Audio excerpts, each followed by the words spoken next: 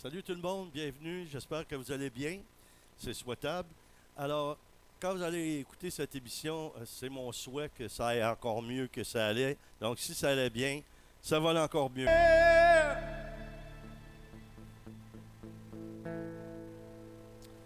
Oh, Alléluia, merci Seigneur pour tant d'amour envers nous. Tu es si bon, Seigneur. À jamais ton amour. À jamais et pour toujours ton amour, Seigneur. Répands sur nous une pluie de grâce aujourd'hui. Tu es saint, Seigneur. Tu es saint, Seigneur. Oui, nous te louons, ô Dieu d'amour, pour ta sainteté. Oui, nous te louons, Seigneur. Nous te louons, Seigneur. Nous te louons, Dieu très saint.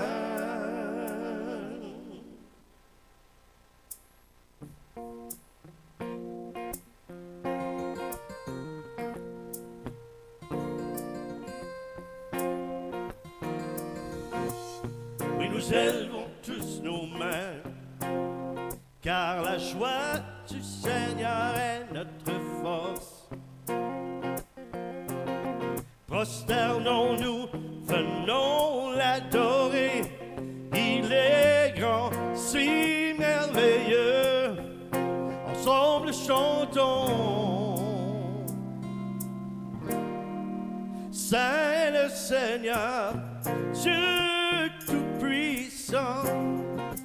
La terre est remplie de sa gloire. Saint le Seigneur, Dieu tout-puissant. La terre est remplie de sa gloire.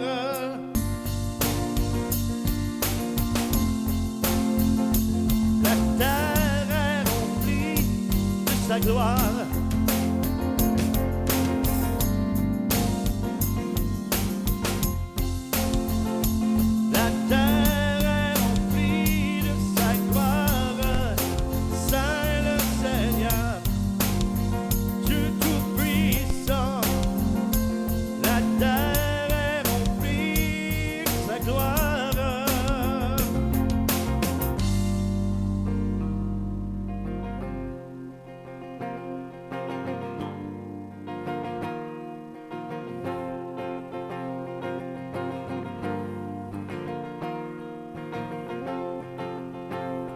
La terre est remplie de sa gloire.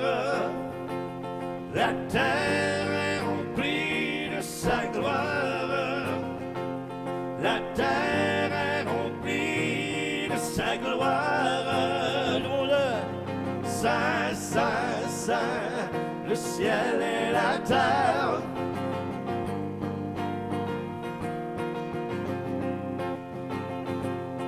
Saint, Saint, Saint, le ciel et la terre.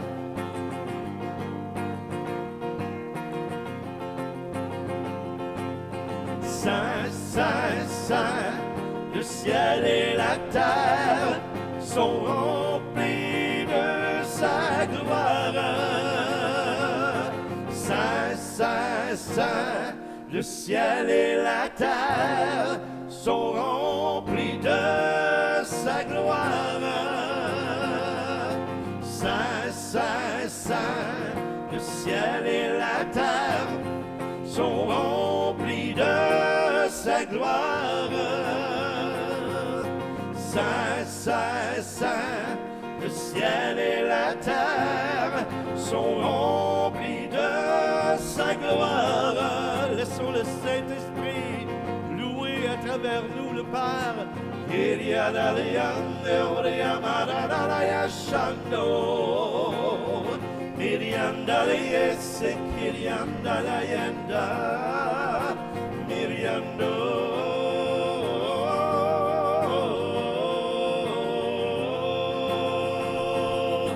La gloire t'appartient, Seigneur. toute la gloire t'appartient. La gloire t'appartient, Seigneur. Toute la gloire t'appartient, Saint le Seigneur.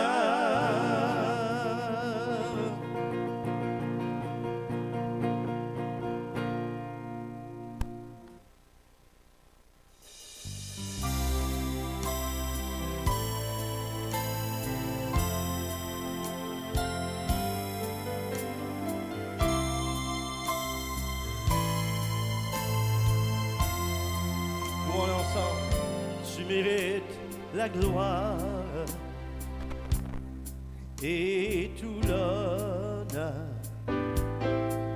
Nous élevons nos mains en t'adorant et en louant ton saint nom. Oui, tu mérites la gloire, tu mérites la gloire et tout l'honneur. Nous levons les mains en t'adorant et en louant ton saint nom, car tu es grand, tu fais des miracles si grands, nul n'est comparable à toi, nul n'est comparable à toi, car tu es grand, tu fais des miracles si grands, nul n'est comparable à toi. Nul n'est comparable à toi.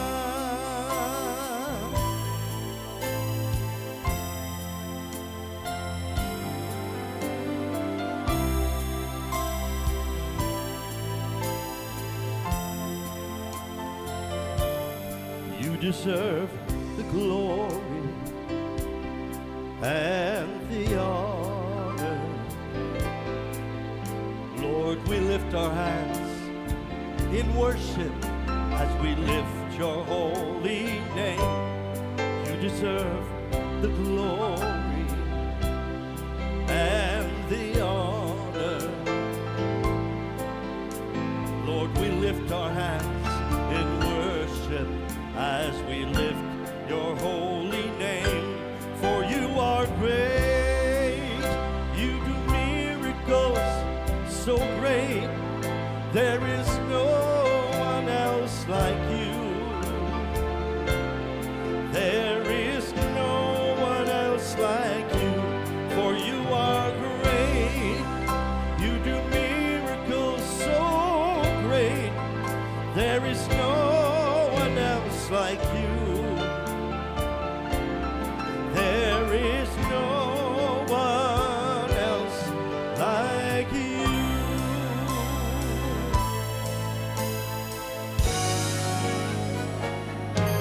For you are great, oui tu es grand, tu fais des miracles si grands, nul n'est comparable à toi. Nul n'est comparable à toi, car tu es grand, tu fais des miracles si grands, nul n'est comparable à toi, nul n'est comparable à toi, nul n'est comparable à toi, nul n'est comparable à toi.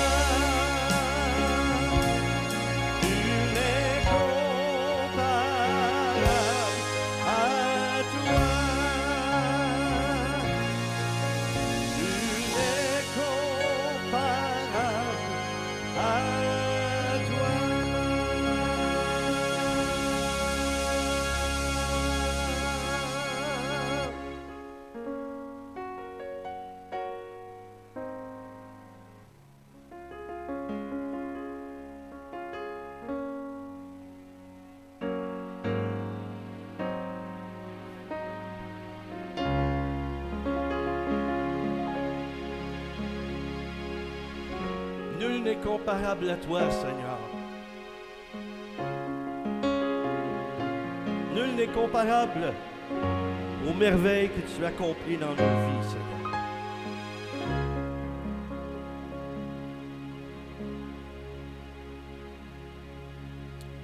Prions.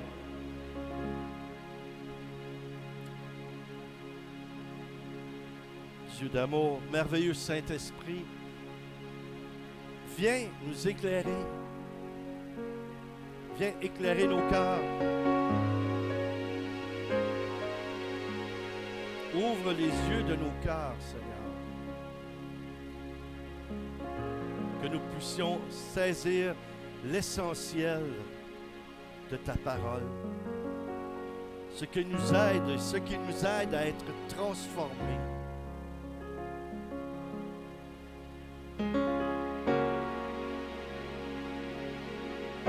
Oui, change-nous, Saint-Esprit.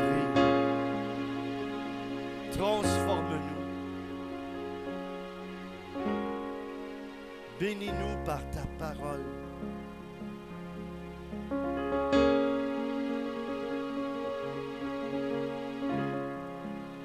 Apprends-nous à marcher droit, Seigneur, dans tes chemins.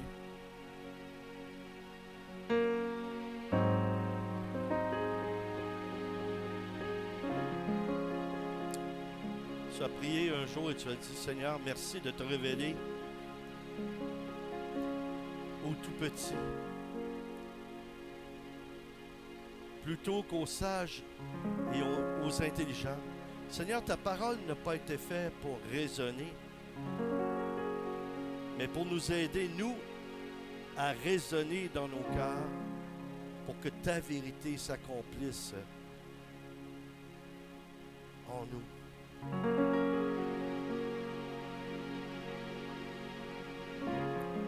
Saint-Esprit, merci pour l'œuvre que tu fais. Merci pour l'œuvre que tu fais à l'instant.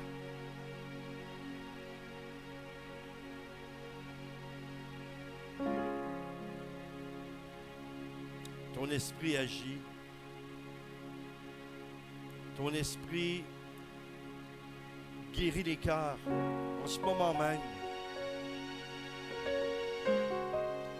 Oui, merci Jésus, que par ton esprit tu touches les malades. Tu nous touches, Seigneur, parce que tu es venu pour les malades et les pécheurs. Ça nous inclut tous, ça, Seigneur. Et merci de guérir les cœurs, guérir les corps aujourd'hui, à travers ce que nous faisons dans la simplicité, Seigneur. Nous ne sommes pas ici pour performer, nous ne sommes pas ici pour prouver quoi que ce soit, mais nous sommes ici pour témoigner de notre foi et de l'amour que tu as manifesté à nos cœurs. Fais de chacun de nous, chacune des personnes qui écoutent, qu'ils ne soient pas seulement des gens qui écoutent, mais qui aussi posent des actions qui correspondent à l'évangile de ton amour.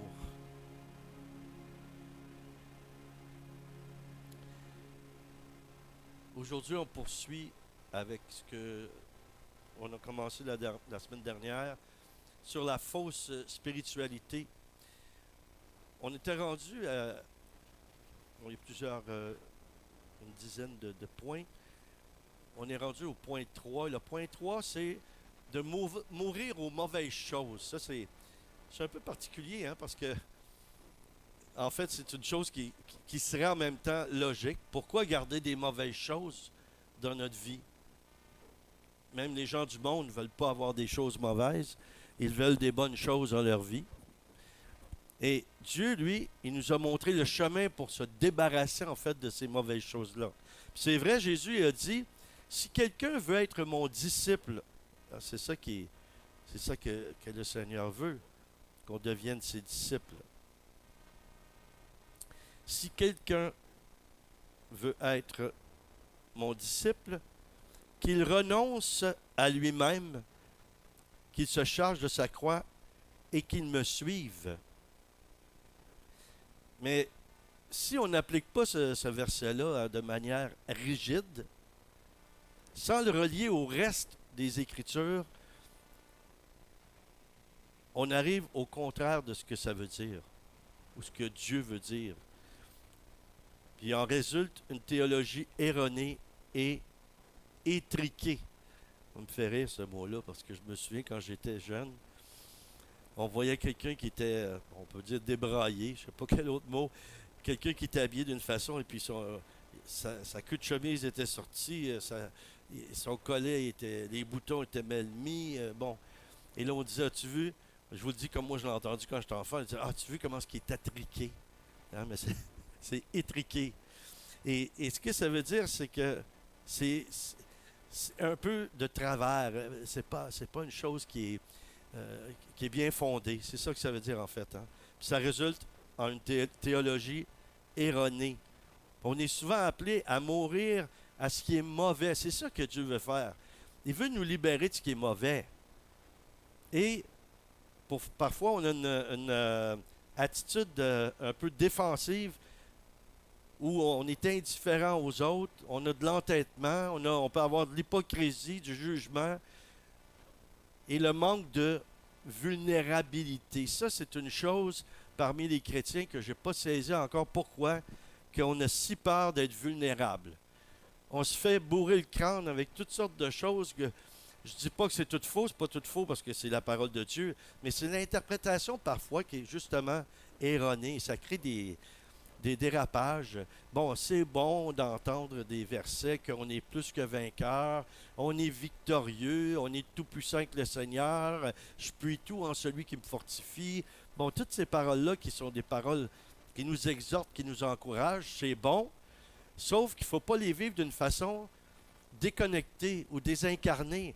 Parce que ce qui nous fait comprendre, par rapport à ce que je vous dis, ce qui nous fait comprendre, là, c'est qu'on a eu une théologie parfois complètement à l'inverse de ce que Jésus a dit.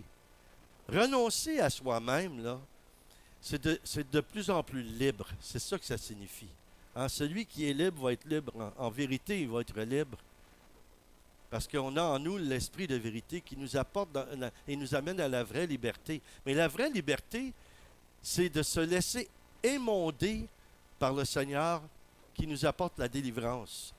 Et j'aime beaucoup ce mot-là, émonder, parce que j'ai travaillé un peu dans les terrassements. Bon. Et puis quand c'est la saison, on va émonder un pommier, par exemple. Et il y a des petites branches qu'on appelle, il y en a qui appellent ça des gourmands, il y en a qui appellent ça même des têteux, c'est drôle comme mot. Et c'est des branches qui prennent la sève et qui ne portent pas de fruits. Il n'y a pas de fleurs, il n'y a pas de fruits, il n'y aura pas de pommes après ces branches-là. Tout ce qu'ils font, c'est de prendre la sève. Et pour que le pommier ou l'arbre fruitier prenne de la force et pour qu'il porte plus de fruits, on coupe toutes ces branches-là, on les retire.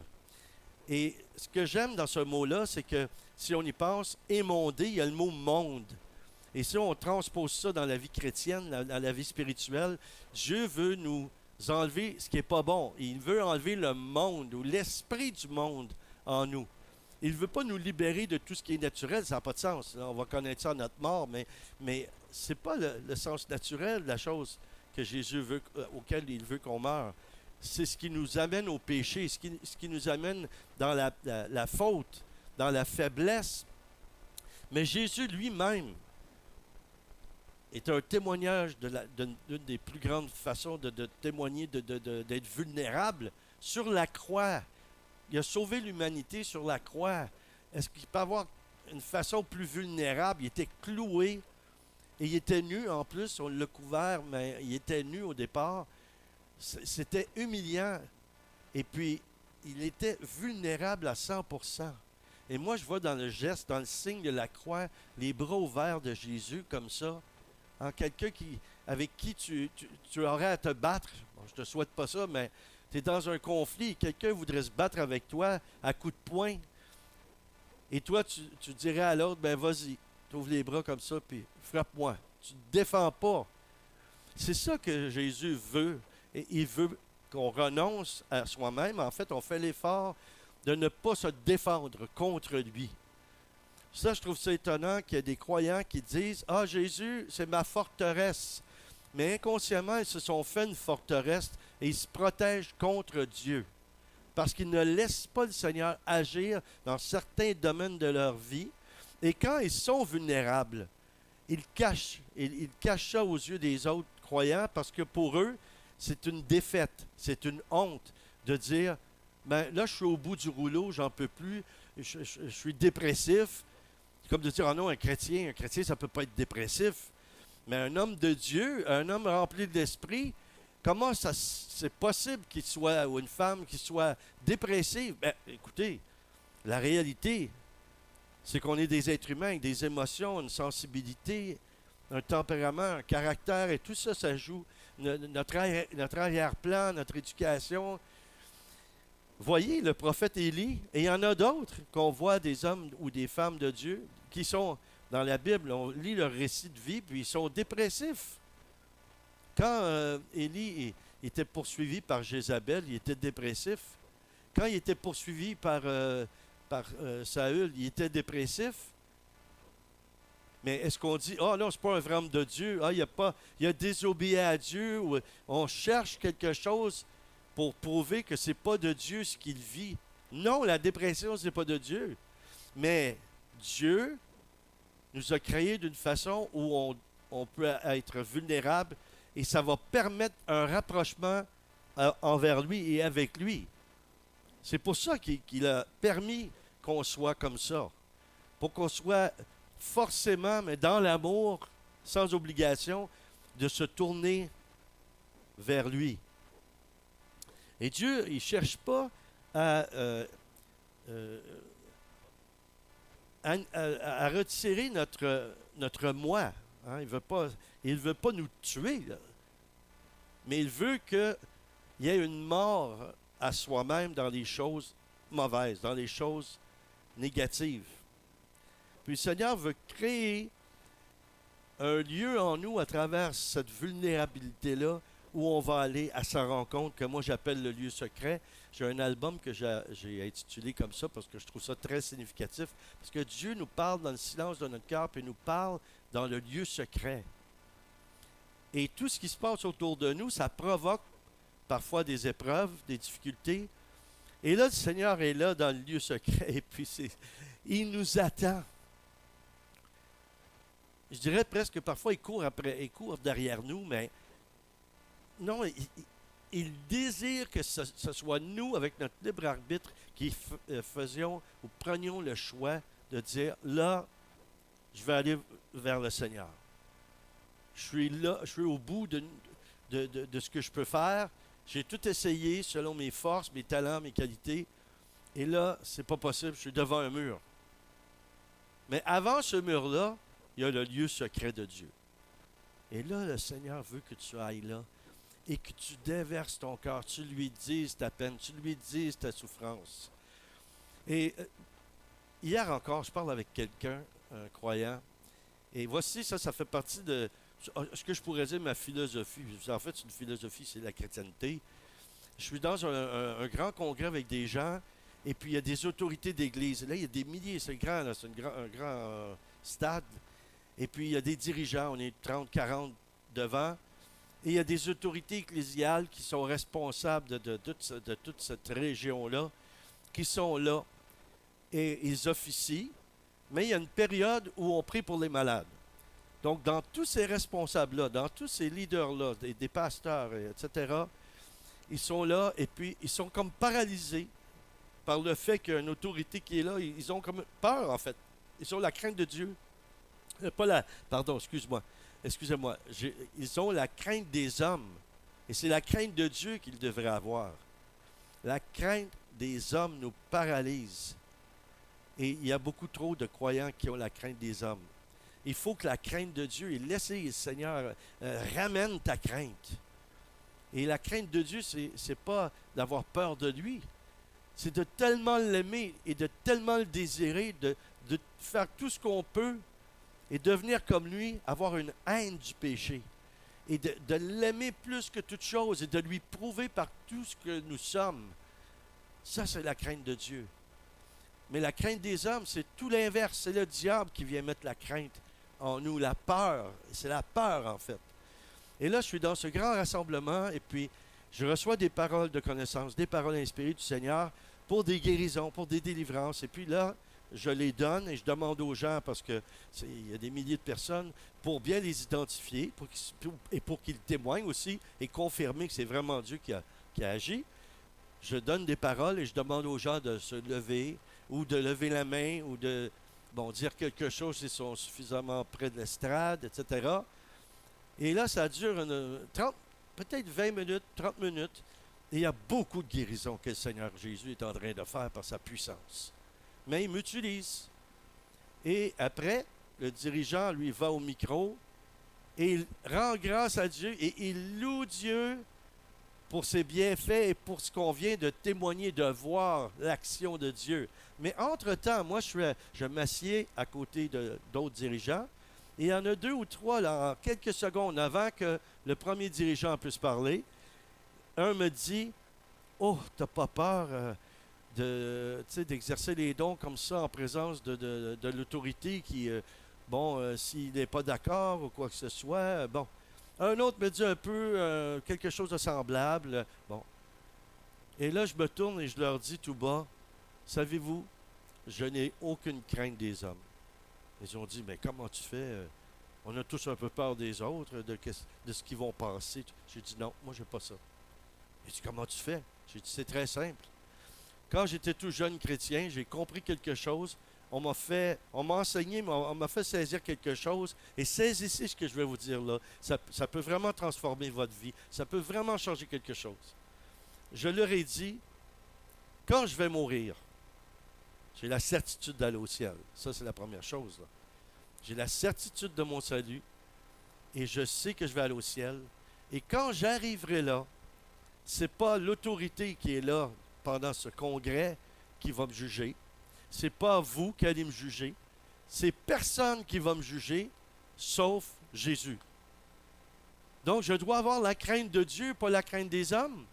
Ici, les gens, ils peuvent dire des choses. Les gens, ils peuvent essayer de nous dénigrer. Ils peuvent essayer de détruire notre réputation.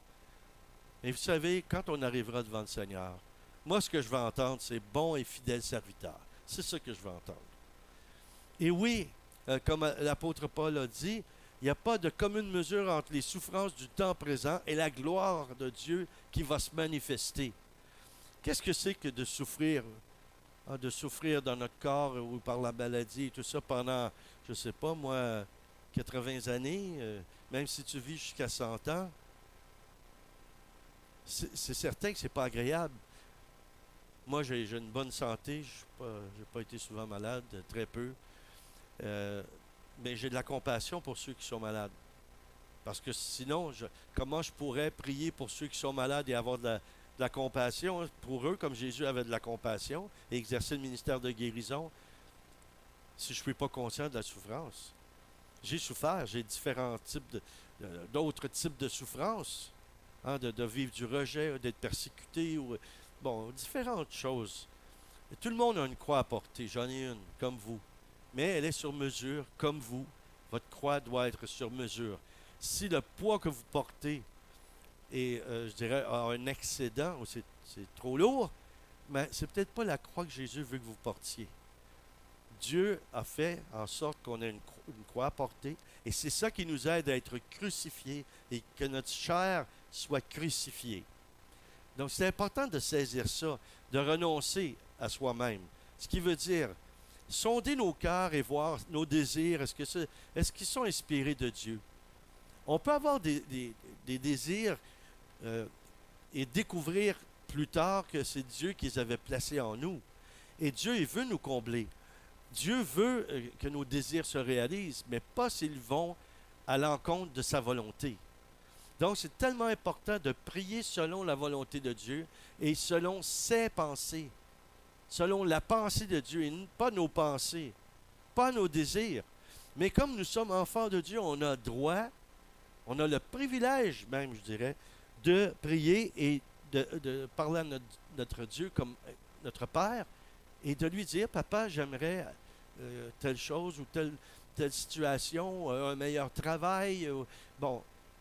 Si ça va dans le sens de la bénédiction, Dieu est pour nous bénir, mais n'oubliez jamais que Dieu nous bénit aussi en fonction de bénir les autres. Et plus vous bénissez, plus vous semez, vous allez récolter. C'est une loi naturelle que Dieu a créée. Mais dans le spirituel, c'est la même chose. Le quatrième point, et je vais terminer avec ce point-là, c'est de nier l'impact du passé sur notre présent. Et quand on décide de suivre Jésus, quel que soit notre âge, nous passons par ce que la Bible appelle symboliquement la nouvelle naissance. Hein, l'expression qu'on dit, c'est être né de nouveau. Hein, je suis né de nouveau. L'apôtre Paul l'a décrit ainsi dans 2 Corinthiens 5, 17. 2 Corinthiens 5, 17. Si quelqu'un est en Christ, il est une nouvelle créature. Les choses anciennes sont passées. Voici, toutes choses sont devenues nouvelles. Il faut vraiment, écoutez-moi comme il faut, là. Il faut vraiment comprendre quelque chose.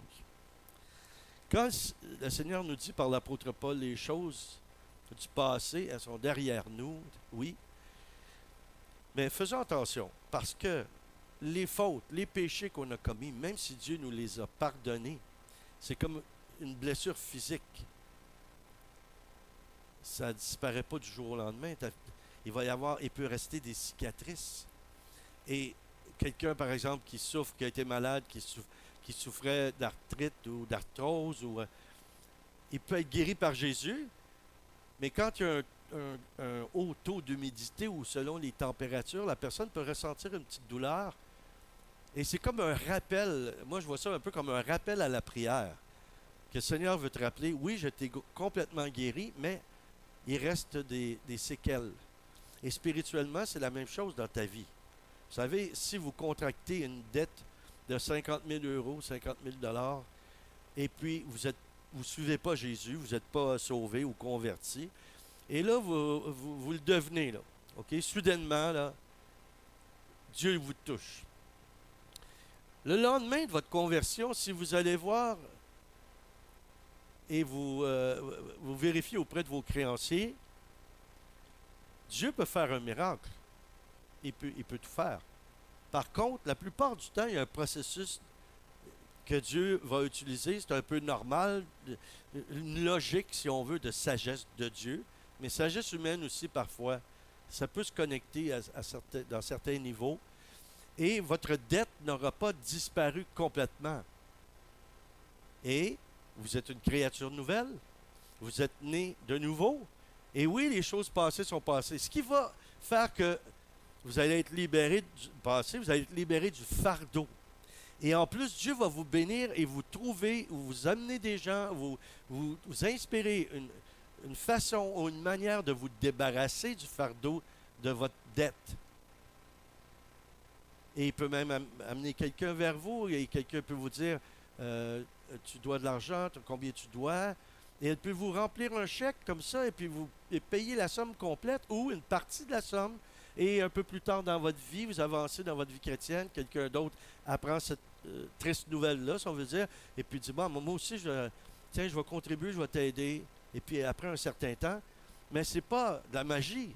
La foi, c'est pas de la magie. Suivre Dieu, c'est pas de la magie.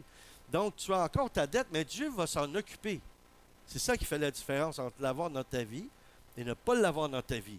Les péchés, les fautes, tu as offensé des gens. Dieu va faire en sorte que la réparation va s'accomplir. Mais ce n'est pas au moment où tu dis, oui, Jésus vient dans mon cœur, et puis je le confesse de ma bouche, etc., comme le dit la parole. Je suis une créature nouvelle, les choses passées sont passées, oui, sont passées, mais les conséquences sont encore présentes. Et Dieu va s'en occuper, Dieu va le faire. La semaine prochaine, je vais poursuivre sur ce thème-là, peut-être d'autres semaines aussi, parce qu'il y a beaucoup de choses à comprendre, il y a beaucoup de choses à savoir là-dedans. Peut-être que vous le savez, mais je suis conscient et je suis certain d'une chose, il y a beaucoup de chrétiens qui n'ont jamais vraiment entendu ce que je vous dis là. Parce qu'ils ont été enseignés dans toutes sortes de choses. Oui, la parole, la parole, la parole. Mais savez-vous une chose, la parole, là, sa puissance, elle est dans l'action. Si tu dis, hein, tu lis « Aimez-vous les uns les autres », mais tu ne poses aucune action pour témoigner de l'amour de Dieu à quelqu'un d'autre et de l'amour qu'il a mis en toi aussi pour les autres. Oui, c'est la parole, mais il n'y a aucune puissance parce qu'il faut qu'elle soit mise en action. Le Saint-Esprit, c'est la parole inspirée, si on veut. C'est lui qui déclenche l'action de la parole. Donc, il faut la mettre en pratique. Et c'est ça que l'apôtre Paul a dit aussi. Il fallait la mettre en pratique. Merci d'avoir été là encore aujourd'hui. J'espère dans mon cœur que vous êtes bénis par les propos ou ce que je vous partage. Mon but, c'est que de vous faire du bien. Je n'essaie pas de moraliser qui que ce soit. Je vous aime. C'est par amour, en fait, que je... Et par amour pour moi-même aussi, hein, parce que aime ton prochain comme toi-même. Je le fais pour moi aussi, parce qu'en même temps, vous savez, quand je reçois une inspiration du Seigneur, quand je vous parle, mais il y a des choses à régler dans ma vie aussi que Dieu veut faire, et puis il me parle aussi. Parfois, je vous dis quelque chose, et moi-même, intérieurement, je fais « Oh là là, ça c'était bien, ça c'est bien. » Et je sais que ça ne vient pas de moi. C'est clair, je le sais. Pourquoi? Parce que je sais que Dieu vous aime et il m'aime et il veut répandre son amour, sa puissance, sa bénédiction, sa grâce sur vous, mais aussi sur moi pendant que je vous sers. Je suis là pour vous servir. Alors, soyez bénis, mes amis. Et puis, ceux qui veulent les CD, les livres, etc., allez sur notre site ministèrebn.org. ministèrebn.org. Et pour les dons aussi, c'est la même chose. Merci de nous soutenir, nous aider. J'aime pas tellement répéter à chaque fois, mais vous savez, j'ai comme l'impression que c'est étrange, mais c'est pas parce que j'ai pas confiance. Mais on dirait que des fois, on le dit, puis les gens ils s'habituent. C'est un peu comme une note qu'on met sur le réfrigérateur, là, pour se rappeler de quelque chose. Et puis, après une semaine, on passe devant, puis on la voit plus. Alors, s'il vous plaît, écoutez le cœur. Écoutez votre cœur, parce que je sais que Dieu veut vraiment qu'on puisse continuer et avoir tous les moyens pour vous servir et être utile à Dieu, parce que Dieu, il prend soin de nous. Il pourvoit. Mais nous sommes un seul corps et on a chacun à investir dans le royaume. Si vous n'avez pas d'église ou quoi que ce soit, en attendant d'en avoir une, on a un ministère. Vous pouvez nous envoyer votre dîme en attendant. Il y en a qui ne pensent pas à ça. Et puis, quand vous trouvez une église, et peut-être à travers nous, vous allez en trouver une, je vous souhaite, pour se relier au corps de Christ. Hein? Ce n'est pas une histoire de religion, c'est ça que la parole de Dieu nous dit. Qu'à chaque jour, les apôtres allaient au temple. À chaque jour, il y avait la fraction du pain, la communion fraternelle, etc. Vous savez, dans les actes. Tout de suite après la Pentecôte, hein, ils prenaient la communion dans les maisons. Vous pouvez faire ça, et puis on va vous émettre des reçus pour fin d'impôt. Et aussi, qu'importe, si vous allez déjà quelque part, si Dieu vous met quelque chose à cœur, vous pouvez le faire. Parce que c'est un réel besoin. Et il y en a parfois qui nous jugent parce qu'on demande. Mais, vous savez, un jour, vous pourrez réaliser quelque chose si vous étiez vraiment dépendant de Dieu. Hein, vous n'auriez aucune autre ressource que lui. Là, peut-être que vous comprendriez pourquoi que nous, on vous demande. Parce que de toute façon, les évangélistes, moi je suis apôtre, mais j'exerce le ministère d'évangélisation. Et on est missionnaire. Des missionnaires, on a besoin de quelque chose pour se déplacer, etc. Comme j'en ai déjà parlé. Alors, merci d'être une bénédiction pour nous. Merci pour ceux qui déjà sont nos partenaires et qui régulièrement nous soutiennent.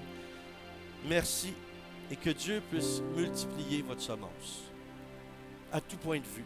Parfois, on sème de l'argent, mais on est malade et tout à coup, Dieu nous guérit et on économise des milliers de dollars sur des médicaments qu'on n'aura plus besoin de prendre. Des fois, on ne pense pas à ça. Alors, que la grâce de Dieu soit avec vous. Que le Saint-Esprit et sa communion soient avec vous. Et je vous bénis. Je vous bénis parce que la parole dit de le faire aussi. Je vous bénis au nom de notre Père. Je vous bénis au nom de Jésus, notre Dieu, notre frère. Et je vous bénis aussi au nom du Saint-Esprit qui nous ont envoyés. Car tu es grand, tu fais des miracles si grands. nul n'est comparable à toi. Nul n'est comparable à toi, car tu es grand. Tu fais des miracles si grands. Nul n'est comparable à toi. Nul n'est comparable à toi. À la semaine prochaine. Merci d'être venu partager et recevoir. Que Dieu vous comble.